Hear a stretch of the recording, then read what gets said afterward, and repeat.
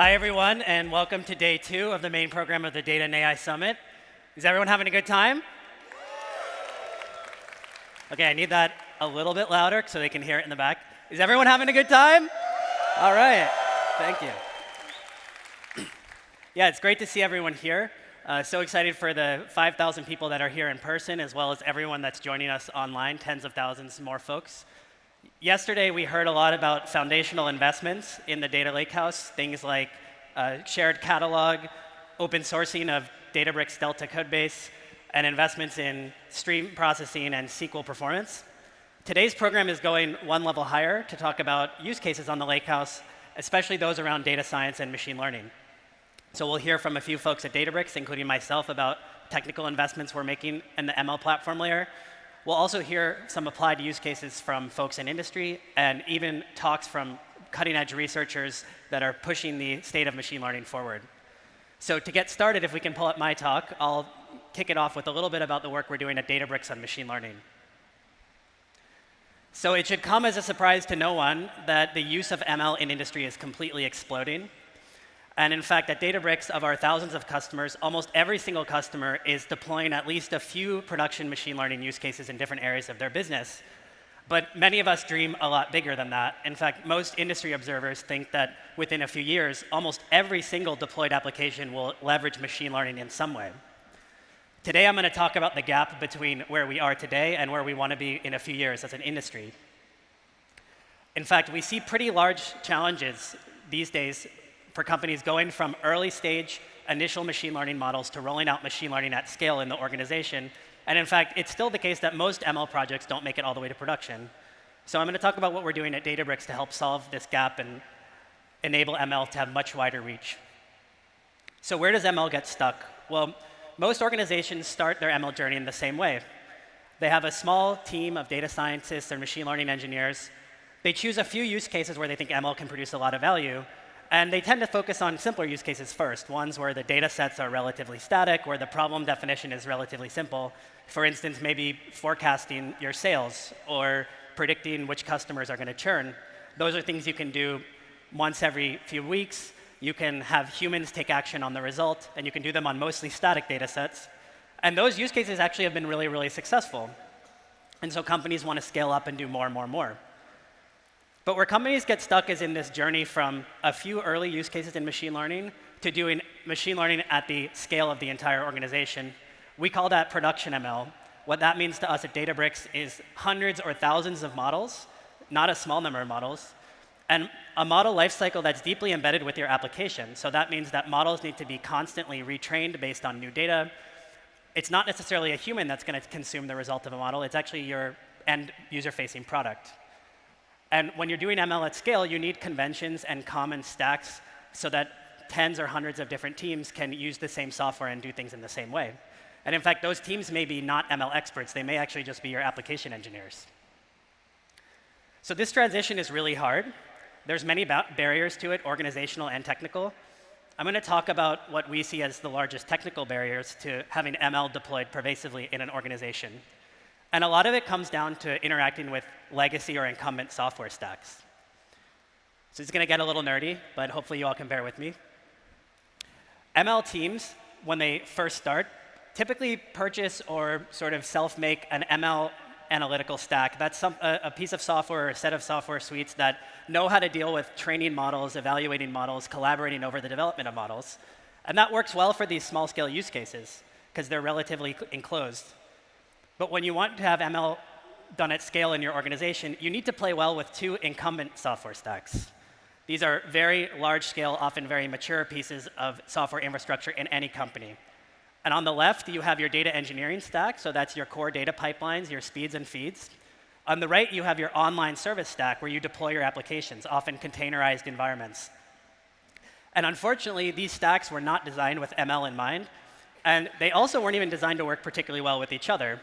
But ML comes in and cuts totally across these, because every model you build needs to be based on a data, and hopefully a very fresh data set, and it needs to be deployed all the way to a production environment. So you suddenly have to do a lot of horizontal integration across these different pieces of software. And why is that integration hard? Well, it's hard because they sort of all speak different languages. The data engineering stack is concerned with data sets. The way they think about security is very data-centric. The way they think about quality is very data-centric.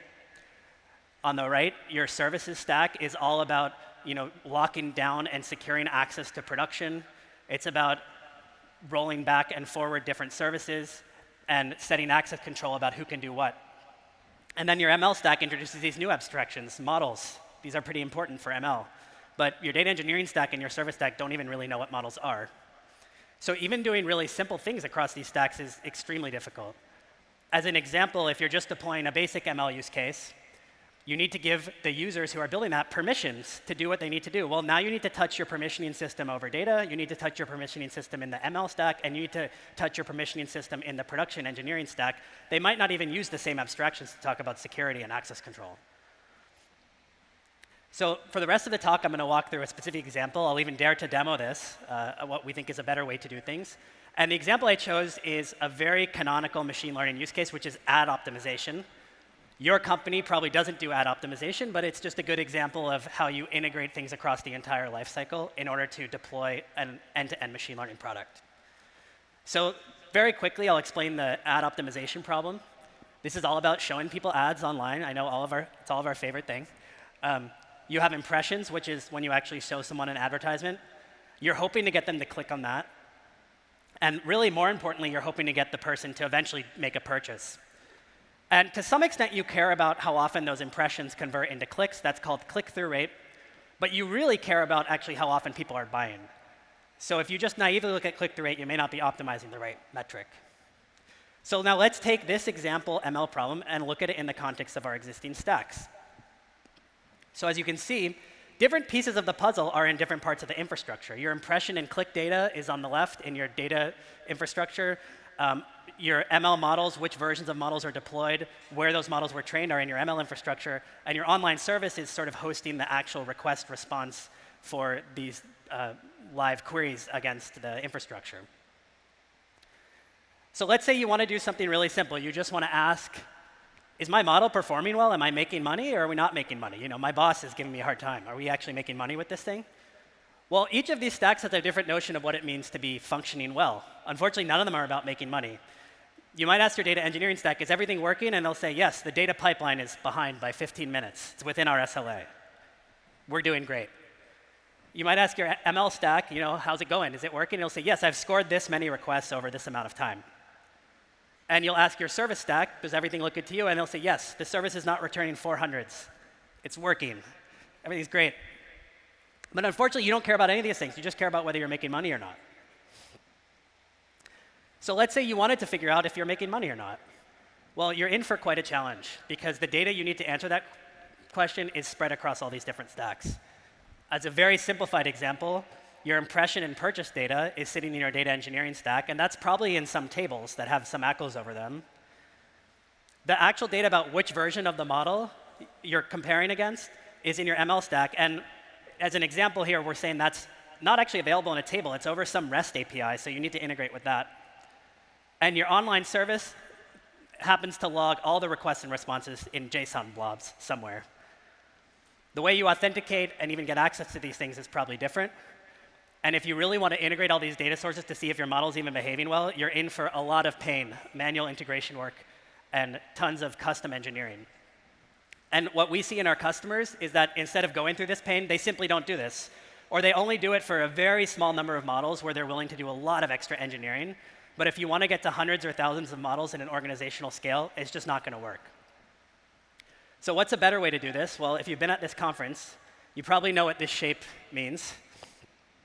And the better way to do it is to do all of these things inside of one software stack that has shared abstractions. In particular, has shared abstractions over data. So data is not in JSON blobs and REST APIs. It's always in a consistent type of table.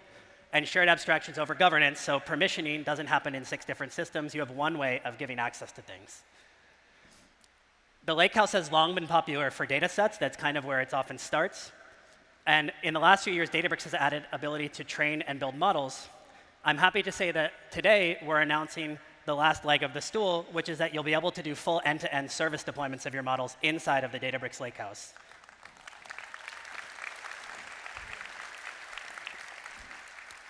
And I'm going to dare to demo this quickly, actually. Now, this is a totally live demo. The internet might not even work.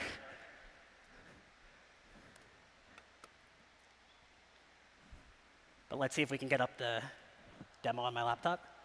OK, cool. So I'm actually in an instance of Databricks here. And I have all the existing things you might normally use in Databricks, like my data pipelines. Databricks, in our machine learning product, has support for models. This actually already existed. But what do you know? I have a model. By the way, I'm going to zoom in a little bit here. I have a model that's called add click-through rate. Oh, wow. What a happy coincidence. So we newly have in Databricks the ability to take this model and serve it. So if I click on the serving tab, you see I actually have two different versions of this model. I have a staging version and a production version. They can actually both be live at the same time. And each of these is running on Databricks managed serving infrastructure. So I can do things like scale the number of VMs up and down, the number of cores, the number of GPUs that I need. And I can even scale all the way down to 0. And we've invested a lot in Databricks at making the initial scale up very fast. So if you have models that aren't used very often, you can save a lot of money by scaling them all the way down to 0. So built-in model deployments are super slick. You're already training your model there. You just click a button, and you're able to deploy it to production. We also offer high SLAs and scalability. But what's even cooler is that since Databricks is aware of all the data sets involved here, we're able to built-in provide monitoring for these models. So that whole data integration task you saw before, where I need to get the requests that are being logged from my production infrastructure, I need to merge it with my data sets, that's actually all done for you in Databricks. Most of it can be done out of the box, and you can augment it with your own metrics if you like. So in this example, this model has a few different things that are inputs to its monitoring. This table on the top left is actually automatically logged requests that are coming from the Databricks infrastructure, where every time a particular request is scored against the model, we log it for you in a table. But then we also integrate that with other data to provide the end-to-end metric of how much revenue am I making in this particular production deployment. So since these are all Delta tables, Databricks keeps them updated and manually curated for you. And on top of that, you can use all the other tools that the Databricks platform has to do things like monitoring. So here's a dashboard that allows you in real time to see all this data for this particular model. And we can look at things like the click-through rate. As I said, click-through rate is important, but it's not the thing we care about the most. We care about this thing called the conversion rate on the right. And here we're seeing how it's drifting over time.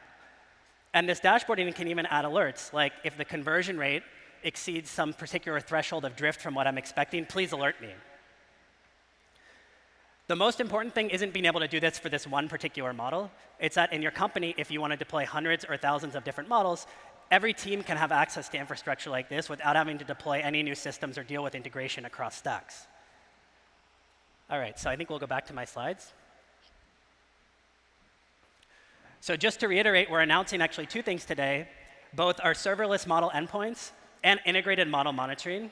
These are both in private preview stage. We're already working with several customers on these. If you're interested in using these now, please talk to your Databricks customer success representative. And they'll be coming out to public preview in the next few months, so you'll be able to try it out relatively soon.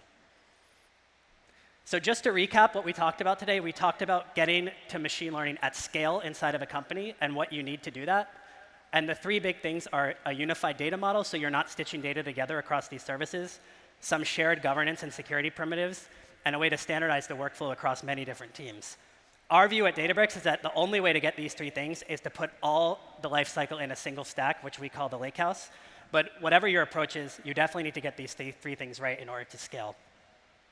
So I'm happy to welcome a colleague of mine, Kasey Uhlenhuth, who will be talking about the work Databricks is helping curate not only in our product, but in the open source ecosystem and in MLflow 2.0 that focuses on the last box here, which is standardizing the ML workflow. It's just another way of achieving organizational scale for machine learning. So please join me in welcoming Kasey Uhlenhuth. Thank you.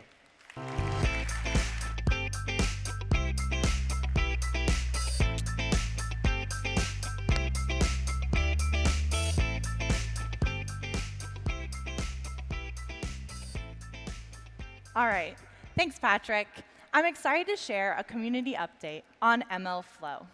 MLflow is a popular tool for managing the lifecycle of machine learning applications. We built MLflow to provide an open standard for tracking, packaging, and deploying machine learning applications so that teams can focus on building the best models for their domain rather than having to create and maintain bespoke ML platform solutions.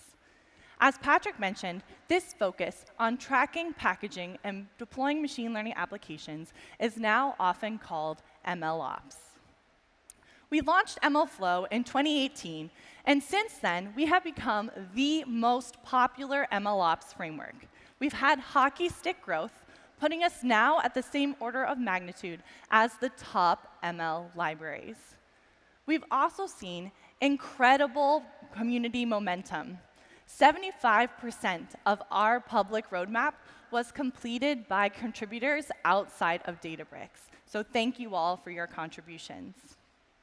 Over the last year, we've also had some new major features, including MLflow autologging, which makes it so you no longer have to pollute your code base with many lines of logging instrumentation, as well as our evaluation API, which makes it so that you can perform offline evaluation on a holdout data set.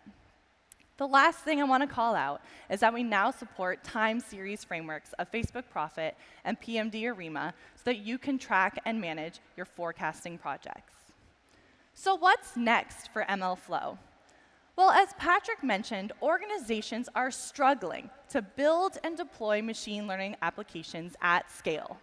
And many ML projects never see the light of day in production. As a result, we're starting to see organizations build centers of excellence and internal machine learning platform teams. And they're trying to automate and codify ML practices to accelerate this path to production and give projects a chance of making it all the way. And the way that they're doing this is building conventions around code layout, testing, and CI/CD integration. But the reason that all of this is necessary is because of three main friction points on the path to production. The first is the getting started problem. There's a lot of tedium and toil involved in getting started with greenfield machine learning projects. And data scientists end up having to write the same code over and over again. The next friction point is that iteration speed is slow. Many data scientists are writing in monolithic notebooks, and it's really hard to maintain control of your execution context, especially when you're rapidly iterating.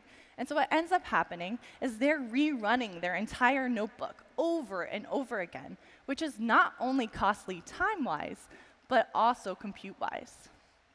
And lastly, perhaps the biggest friction point is the productionization step, where the transition or handoff from exploration to production is manual, and it involves a production engineer often rewriting code, refactoring that code, and making sure that that code is going to work in a production environment. And to make this worse, production engineers are often limited in organizations, meaning that the number of projects that can actually get to production are bottlenecked by the availability of production engineers. So no single MLOps framework today solves all three of these challenges. And that's why we're seeing the centers of excellence and internal ML platform teams are building their own bespoke solutions on top of MLflow. But no more. Today, I'm excited to introduce MLflow 2.0, which is coming soon, and it's going to solve these challenges with a new component called MLflow pipelines. Thank you. MLflow pipelines are a structured framework to help accelerate teams' path to deployment. And a pipeline is just a predefined graph with a set of user-customizable steps and built on top of a workflow engine. And there are three main benefits of MLflow pipelines. The first are templates. Templates contain all the code and configuration needed to quickly get started with a project without a data scientist having to write a single line of boilerplate code. The next is our pipeline engine. Our pipeline engine memoizes steps, so that's only rerunning the parts of the pipeline that are necessary based on the code changes you've made. And lastly, we're providing an opinionated structure. And this opinionated structure involves modularized, production-ready code so that teams can have fully operable machine learning applications straight out of the box. And this structure is also going to allow teams to automate that handoff from exploration to production so that a production engineer can focus on building an automated system around production rather than being a manual step in it. So now that we know more about MLflow pipelines, let's go check it out in a demo. So I'm going to demo this inside of Databricks, but MLflow pipelines works in local development as well, so you can do it in your IDE of choice or in Jupyter. You can see here that I've already initialized my pipelines project, and it's scaffolded out an entire directory structure for me. So I have a data directory, I have a steps directory, which is going to contain a Python script file for every step in my predefined graph, or DAG, as well as a test directory. I'm going to start by looking at my YAML file. So my YAML file is my configuration for my pipeline. In this demo, I'm going to solve the age-old problem of trying to predict the taxi fare in New York City. So I'm sure we're all familiar with that problem. And so I'm going to specify that my template is going to be a regression template, because that's the type of problem I'm trying to solve. I then need to specify my data location. I then need to specify also my prediction column. So what am I trying to predict? In this case, again, my taxi fare amount. The last thing I want to show you in this configuration is my validation criteria. You can specify how you want your model to be validated. And so you can set your primary evaluation metrics as well as the threshold that they must meet in order for your model to be validated. So again, this is my configuration file to help set up my pipeline. I'm now going to open a Databricks notebook. And this notebook is going to function as sort of an orchestration notebook for me to mess around with my pipeline. So you can see here that I've initialized my pipeline in code. And then I've gone ahead and run p.run train. This command is going to execute my pipeline all the way up and through the train step. When it does this, you can see that it's auto-generated these various step cards. These step cards are going to are automatically generated and standardize how models are evaluated and how data is profiled across all of my projects. So you can see here, for example, we show you your model architecture, your model schema, and perhaps most interestingly, we're going to show you your examples with the largest prediction error. To check out this one, I can show you that, for example, in this first one, my taxi fare amount is almost $100. But if I come over here, my trip duration was only a couple of minutes. So something fishy is going on here, and if anything, this is a pretty excessive outlier. And so scorecards like this are really helpful because they're automatically generated and give me, as a data scientist, the info that I need to know if I need to iterate on my data or on my model to improve my model quality. Speaking of quality, I'm going to scroll down to where I've run p.run evaluate. And here I'm going to have more step cards auto-generated for me, and I'm going to go to my model validation step card. You can see here that, sure enough, my model has not passed all of my validation criteria that I specified in that YAML. We also create a model explainability step card, so you can see that we generate a SHAP plot for you automatically, so you can better understand which features are important. And so in this case, only trip distance is really impacting my model. All right, so now because my model hasn't passed all these tests, I want it to actually be validated. I have a suspicion that this is because I have those outliers, and my first model is actually a linear regression model. So instead, I'm going to make it a decision tree regressor, which is less sensitive to outliers. So I'm going to come into my steps directory, and I'm going to go to my train.py. And sure enough, you can see here that I have a linear regression model that was trained. And I'm just going to copy paste in code to make it a decision tree regressor instead. Now I'm going to go back to my orchestration notebook. And just at the end of this, I'm going to call the evaluate command again. So p.run evaluate. And now I'm going to see what my new model validation performance scorecard is. The important thing to note here is that this is where our smart workflow engine comes into play. You can see, if you look closely, that it already started logging to my MLflow experiment, meaning it started on the train step. I'm going to quickly jump to this DAG representation of the pipeline, where you can see that there was an ingest step, a split step, and a transform step.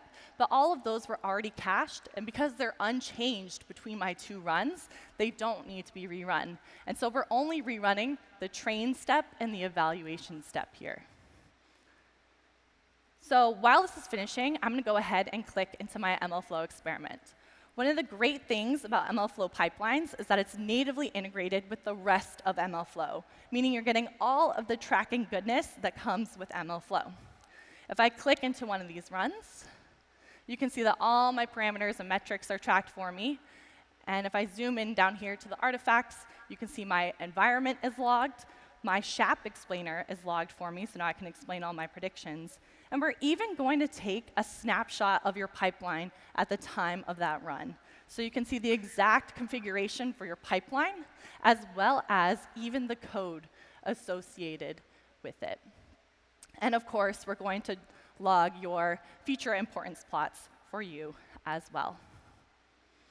So I'm going to go back to my orchestration notebook, where you can see this evaluation run has completed.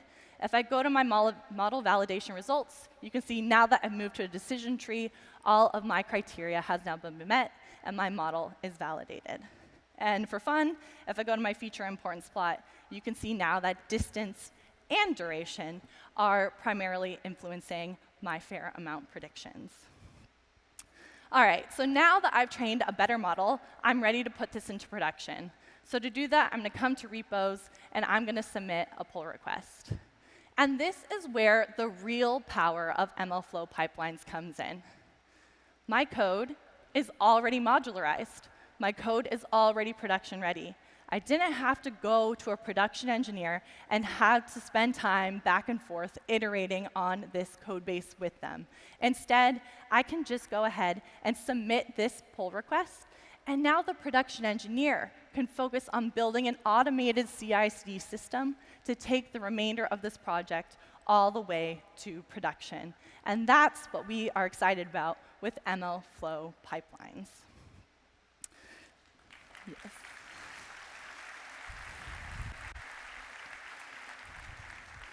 So MLflow pipelines, again, are this predefined graph built on top of a smart workflow engine to really help accelerate the path to production for organizations.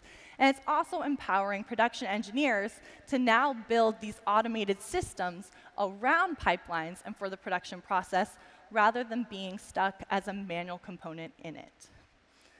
Again, MLflow pipelines are part of MLflow 2.0, which is coming soon. There's other exciting announcements in there as well, but you're just going to have to stay tuned for those. In the meantime, you can use MLflow pipelines today in beta form in MLflow 1.27, which is out today, and we would love for you to join our discussion in the open community on our open repo. Thank you all, and I hope you enjoy the rest of your Data and AI Summit.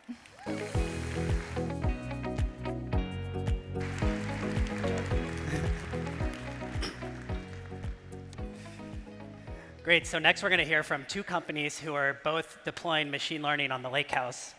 One is a company you may know for making tractors, John Deere, and another is a company which is Intuit, but they're both deploying machine learning to radically transform their business. So I'll start by welcoming Ganesh Jayaram from John Deere. Please join me in welcoming Ganesh. Thank you.